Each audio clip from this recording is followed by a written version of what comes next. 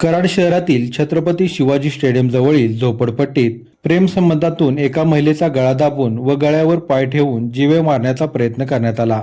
उपचार दरम्यान या महिलेचा मृत्यू झाल्याने या प्रकरणाला खुनाचे स्वरूप आले आहे। या प्रकरणी महिलेचा प्रियकर सागर महादेव माने राहणार जुने मालखेड याला पोलिसांनी अटक केली आहे।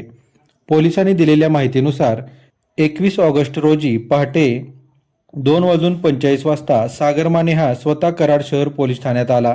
त्याने आपल्या प्रेयसीच्या गळ्यावर पाय ठेवून तसेच हाताने गळा दाबून तिला मारण्याचा प्रयत्न केल्याची माहिती पोलिसांना दिली। संबंधित महिला तिच्या घरी बेशुद्ध अवस्थेत असल्याचे त्याने सांगितले।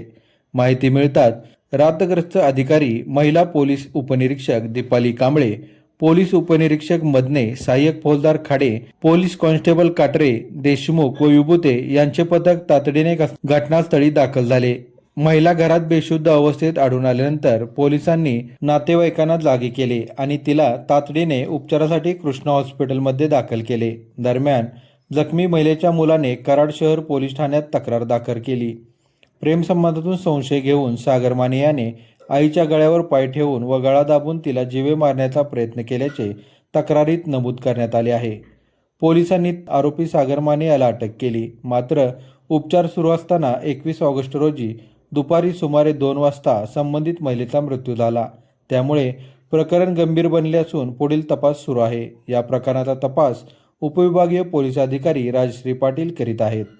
ही कारवाई पोलीस अधीक्षक निखिल पिंगळे, अपर पोलीस अधीक्षक वैशाली कडूकर व उपविभागीय पोलीस अधिकारी राजश्री पाटील यांच्या मार्गदर्शनाखाली वरिष्ठ पोलीस निरीक्षक दत्तात्रय दराडे, सहाय्यक पोलीस निरीक्षक विजय गोडसे, पोलीस उपनिरीक्षक निखिल मगदूम, महिला पोलीस उपनिरीक्षक दीपाली कांबळे, पोलीस उपनिरीक्षक मदने यांच्यासह कराड शहर पोलिसांच्या पथकाने केली।